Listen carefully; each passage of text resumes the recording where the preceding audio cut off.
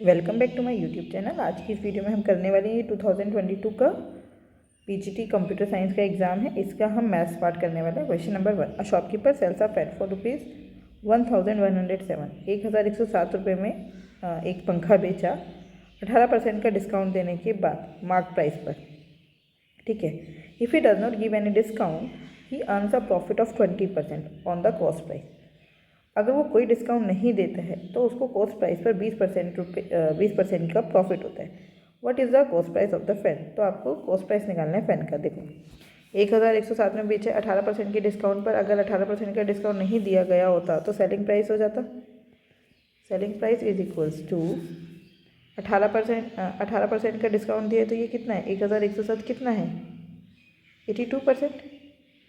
तो ऐसे समझो 82% इज 1107। तो 100% कितना होगा? 1107 बटे में 82 गुना में 100। तो ये कितना हो गया? एसपी। ठीक है। अगर अब हम इसको सीपी से देखें तो ये क्या है? सीपी का 120%। ये क्या है? सीपी का 120%। 120% मतलब 12/10, मतलब इज इक्वल्स टू 1107/82 इंटू में 100।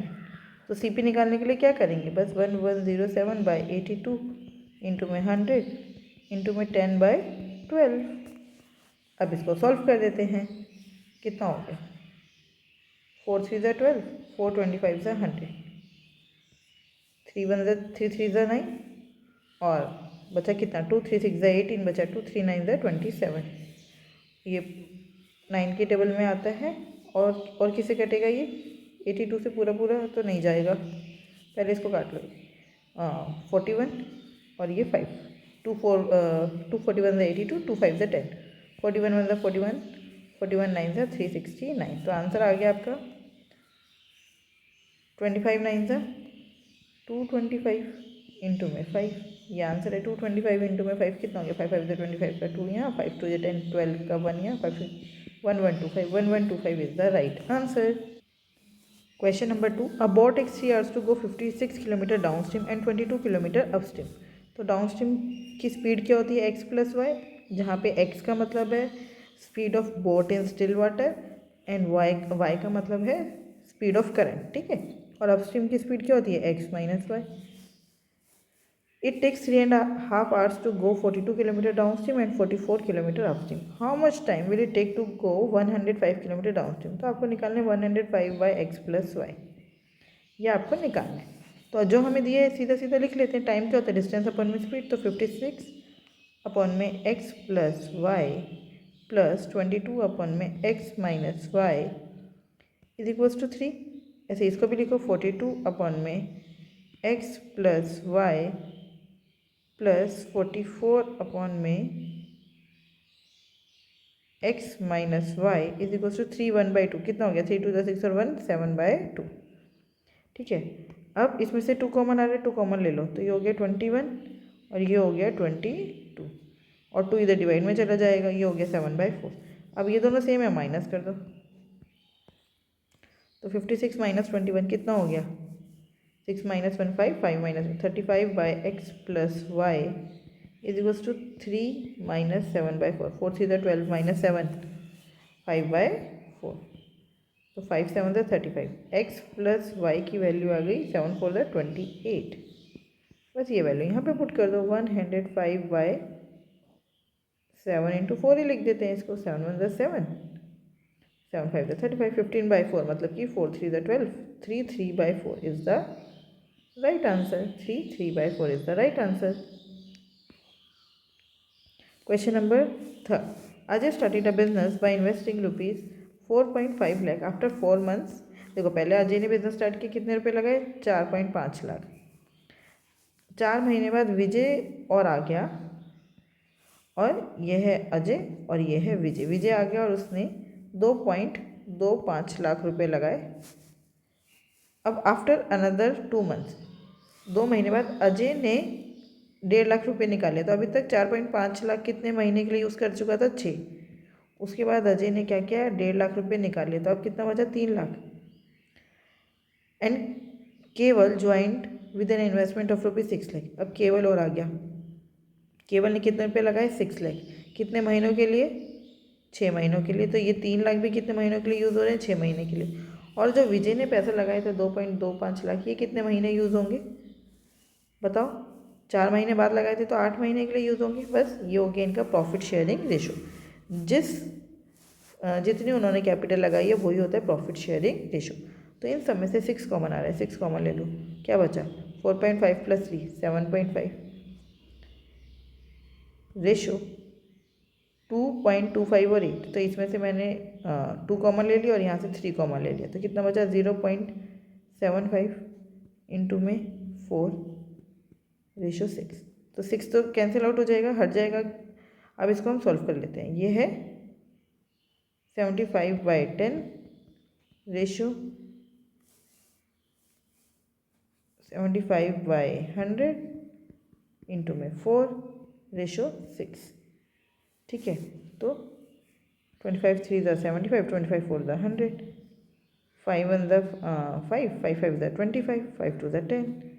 अब यहाँ पे 3 से भी ये सब कट रहे हैं, 3 5 = 15, 3 1 = 3, 3 2 = 6। तो आपका क्या आ रहा है रेशो 5/2 रेशो। ये 4 से 4 कट गया है, पूरे कट गया, 5/2 रेशो 1/2।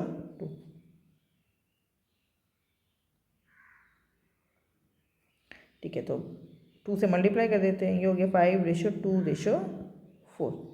तो उन्होंने क्या बोला है, what is the share of Vijay in the profit. तो विजय का शेयर कितना है प्रॉफिट में 2/11, राइट, 2/11। तो टोटल प्रॉफिट कितना हो रहा है 7,42,500 इंटू में 2/11, 11 1 = 11, 11 6 = 66, बचा कितना 8, 11 7 = 77, बचा कितना 5, 11 5 = 55 इंटू में 2 कितना हो गया 0 0, 5 to the 10 का 1, 7 to the 14 15 का 1, 6 to the 12 13, 1,35,000। तो इसको लाख में लिखेंगे तो कितना हो जाएगा 1.35 lakh. Third is the right answer, 1.35 lakh is the right answer.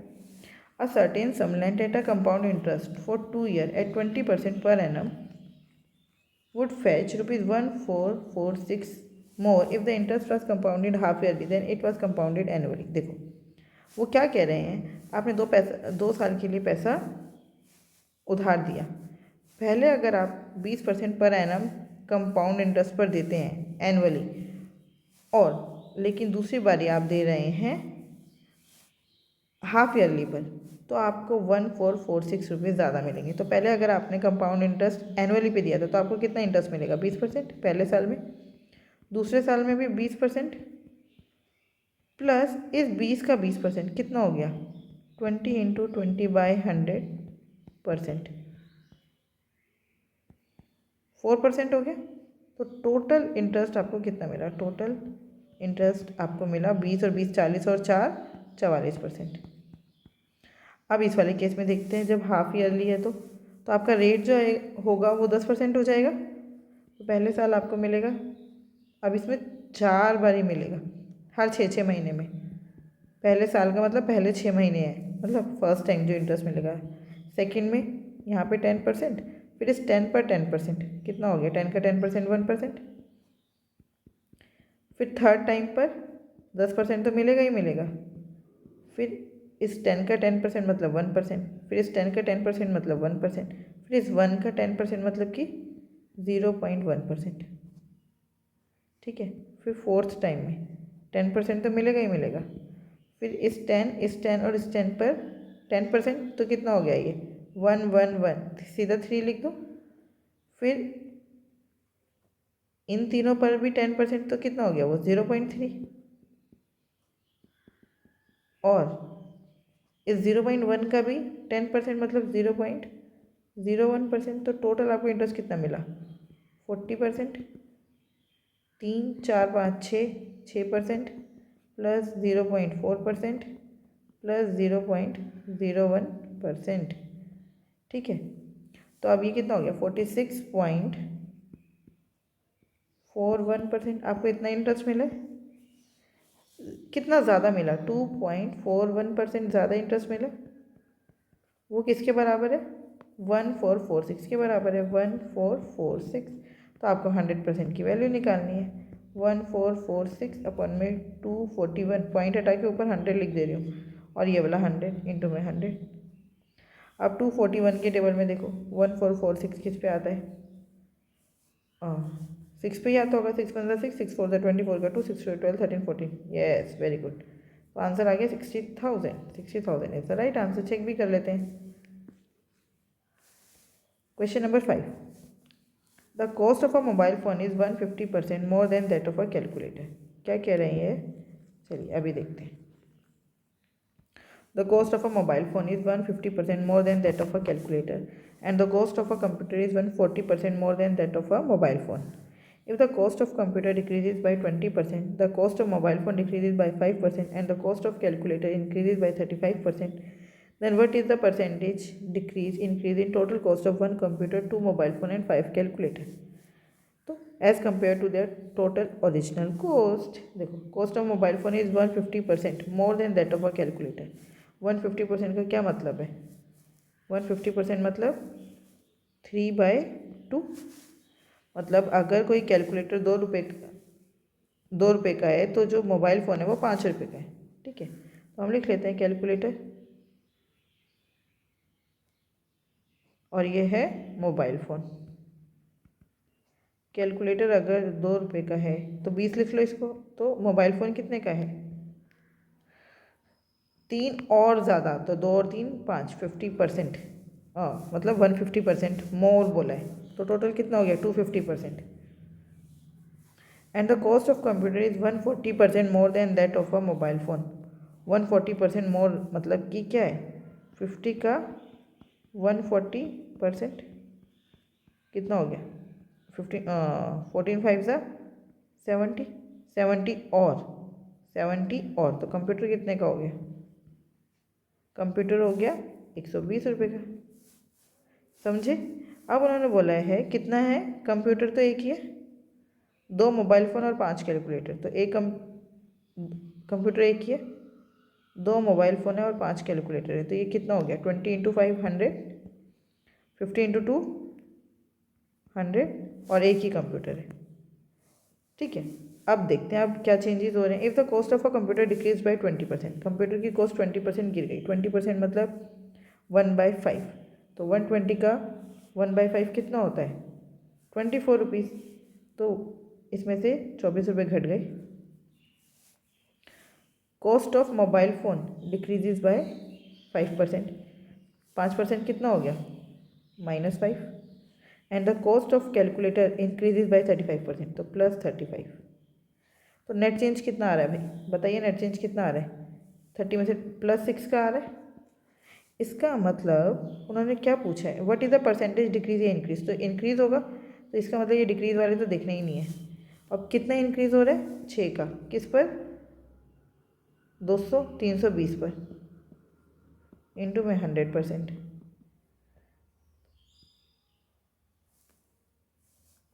2 3 ज़ा 6, और ये कितना हो गया, 1 0 से 1 0 तो कट गई, 2 1 ज़ा 2, 2 6 ज़ा 12, 30/16 कितना आ गया, 30/16 और कटेगा ये अभी तो। लेकिन आप देखो 16 1 ज़ा 16 होता है और 16 2 ज़ा 32 होता है, तो ये 2 के आसपास होना चाहिए ना, तो ये आंसर है, ये नहीं हो सकता। आगे बात समझ।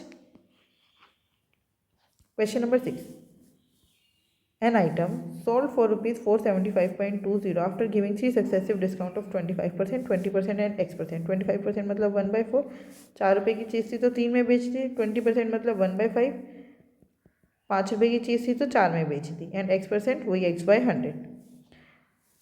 And the mark price of the item is 900। 900 रुपये की चीज़ थी, उस पर पहले आपने ये 3 डिस्काउंट दिए, 3/4 में बेचा, 4 की चीज़ थी 3 में बेच दी, फिर आपने एक 20% का और डिस्काउंट दिया, 5 की चीज़ थी 4 में बेच दी, फिर X% का और डिस्काउंट दिया, तो 100 minus X/100 is equals to 475.2 upon में 10। मैंने पॉइंट हटा के नीचे 10 लिख दिया, 0 से 0 पहले ही काट दिया।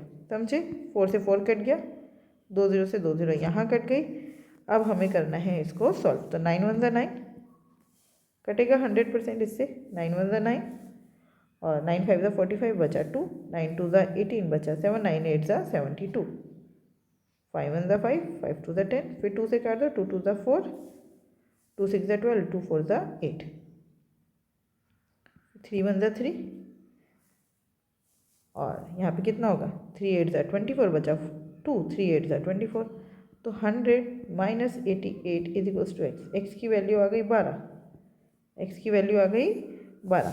तो उन्होंने बोला if a single discount of 3x/2, 3x/2 कितना हो गया 3 इंटू 12/2, 2 6 ज़ा 12, 18%, 18%, राइट। अगर इतना डिस्काउंट दिया जाता है then what is the selling price of the item. तो 900 का इसका सेलिंग प्राइस कितना होगा, 18% का डिस्काउंट दे रहे हैं तो बचा कितना 82%, 82/100 बस। तो 9 इंटू 82, देख लो 9 2 ज़ा 18, जहाँ पे यूनिट डिजिट 8 है वही आंसर है। Yes, this is the right answer. Question number 7, if the 9-digit number ये is divisible by 44 then what is the value of x plus Y for the minimum value of y। तो इसकी value क्या होगी, देखो 44 को दो को prime numbers में डिवाइड करो, एक तो हो गया 4 और एक हो गया 11, है ना। इसका मतलब ये नंबर 4 से भी डिविजिबल है और 11 से भी। तो 4 से कोई नंबर कब डिविजिबल होते हैं, जब उसके लास्ट की 2 डिजिट 4 से डिविजिबल हो। तो 5y कब डिविजिबल होगा 4 से, अगर 52 हो और 56 हो, बस यही दोनों आते हैं 4 की टेबल में। और उन्होंने बोला मिनिमम वैल्यू ऑफ y, तो y हो गया 2, y की वैल्यू हमें पता चल गई 2 है, y इज़ 2। अब 11 से देखो, 9 और 5 14, 14 4 18, 18 और 8 26, 26 और 2 28, प्लस में सॉरी माइनस 11 से देखने के लिए माइनस करेंगे, 2 जमा x, 2 और 3 5, 5 और 5 10, तो 10 जमा x माइनस करेंगे कितना आ गया 18 माइनस एक्स। तो x की वैल्यू क्या होनी चाहिए भाई, 18 माइनस एक्स में x की वैल्यू क्या होनी चाहिए, x की वैल्यू होनी चाहिए 7, तभी तो माइनस करके आएगा 11, फिर 11 जो है वो 11 के टेबल में आता है। इसका मतलब x की वैल्यू हो गई 7, y की वैल्यू थी 2, तो x प्लस वाई की वैल्यू हो गई 9। Question number 8, the average of 54 number is 65.5 and the average of first 25 number is 60 and the average of last 30 number is 69.5। What is the average of 56 and 25th number from the beginning of the given 54 numbers। ठीक है, तो हमें क्या बताना है, average of 56 and the 25th number from the beginning of the given 54 number. चलिए देखते हैं इस क्वेश्चन को कैसे करना है। एवरेज ऑफ 54 नंबर है 65.5, 65.5 कितने नंबर का एवरेज है, 54 नंबर का। पहले 25 नंबर का एवरेज है, पहले 25 नंबर का एवरेज है 60 और बाकी के 30 नंबर्स का एवरेज है 69.5। ठीक है, तो ये कितने नंबर हो गए 30 और 25 55 और ये है 54। तो जो हमारा 25वां नंबर है ना वो दो बारी काउंट हो रहा है, इधर भी और इधर भी। तो हम मान लेते हैं हमारा जो 25th नंबर है वो है 65.5 और उसको भी इसमें ऐड कर देते हैं। तो अब ये कितने नंबर का एवरेज हो गया 55 नंबर्स का एवरेज हो गया, और एवरेज सेम रहेगा क्योंकि हमने 25th नंबर को भी क्या माना है 65.5।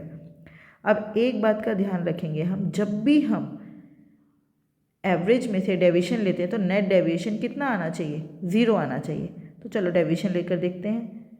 यहाँ पे हमारे पास कितने की कमी है, कितने की कमी है, मतलब देखो 25 नंबर का एवरेज 65.5 होना चाहिए था, लेकिन यहाँ पे है 60, तो हमारे पास एक्स्ट्रा बच गया। कितना एक्स्ट्रा बचा हुआ है 5.5, 25 पर 5.5, और यहाँ पे देखिए 30 नंबर पर 69.5 एवरेज है, मतलब इन्होंने एक्स्ट्रा ले रखा है। कितना एक्स्ट्रा ले रखा है -4 कितने नंबर पर 30 नंबर पर, है ना। समझ आ रही है बात, यहाँ पर एक्स्ट्रा बच गया है और इन्होंने यहाँ पर एक्स्ट्रा ले रखा है, तो नेट डेविएशन कितना आ गया 25 5 ज़ा 125 प्लस 12.5 यही होगा ना।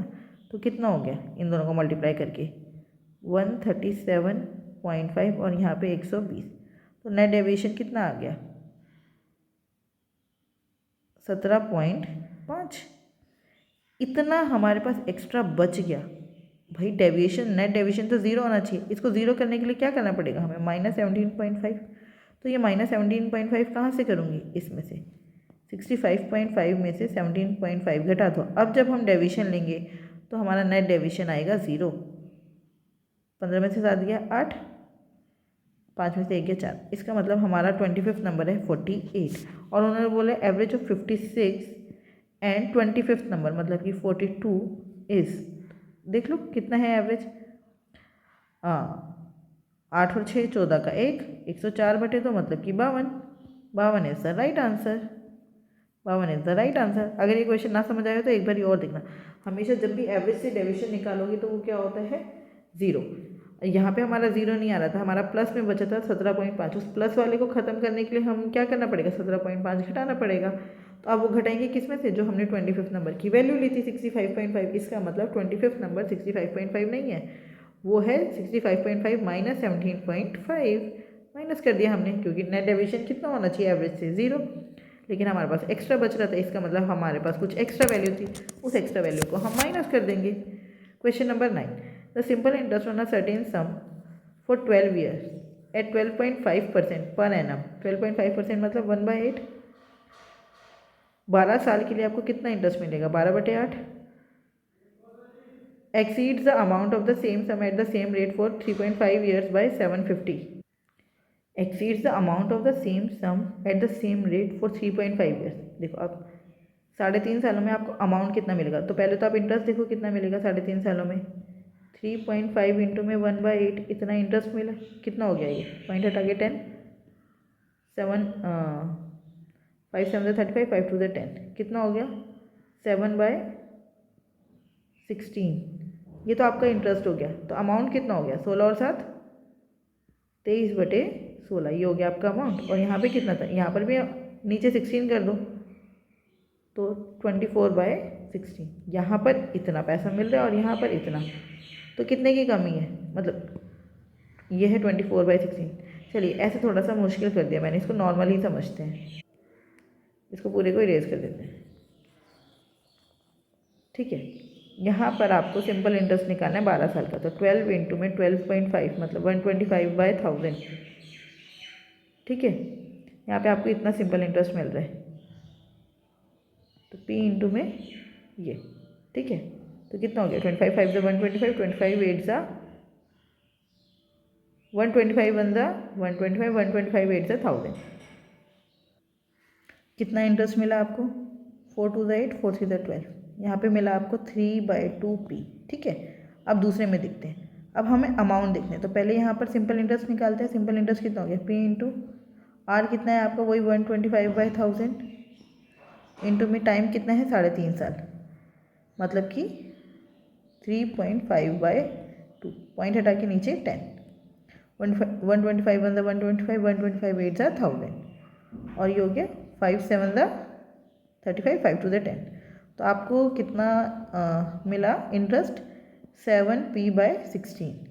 तो अमाउंट कितना हो गया? Amount is equals to P plus simple interest 7P/16।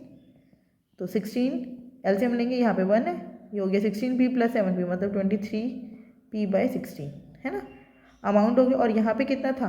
3/2P। दोनों का डिनोमिनेटर सेम कर लेते हैं, इसको भी 8 से मल्टीप्लाई कर देते हैं ऊपर और नीचे। ये हो गया 24P/16। तो अब उन्होंने बोला है ये इससे ज़्यादा है कितना? 750। तो वो बोल रहे हैं ये है 24P/16 और ये है 23P/16। तो ये कितना हो गया? 1P/16 ज़्यादा है। ये वैल्यू है किसके बराबर? 750 के बराबर। तो P की वैल्यू कितनी हो गई? P इज इक्वल टू 750 गुना में 16। तो 0 का 0, 16 5 80, 0 यहाँ 8 यहाँ, 16 7 112 और साथ में उसमें ये वाला 8 जोड़ दो तो ये हो गया 120। तो 12,000 is the right answer. Check भी कर लेते हैं। Yes 12,000 is the right answer. Question number 10 क्या बोल रहे हैं? ये जो भी लिखा है, ratio of the total revenue of the from the sale of the product P&R in 2019। P&R 2019 plus करने का कितना अच्छा मेथड है। ये 750 या 850, यहाँ से इसको 50 दे दो, 800 और 800 1600 हो गया ये ratio total revenue of the company from the sale of product Q and S in 2016 570 और 830, 30 इसको इधर दे दो, ये हो गया 600 और 800 मतलब 1400। 2 0 से दोनों 0 0 से कैंसिल हो गई। 2 8 16, 2 7 14, 8:7 is the right answer. Check कर लेते हैं। तो आज की वीडियो में इतना ही, बाकी के क्वेश्चन हम करेंगे नेक्स्ट वीडियो में, बाकी के 10 question. Thank you, keep learning, keep practising.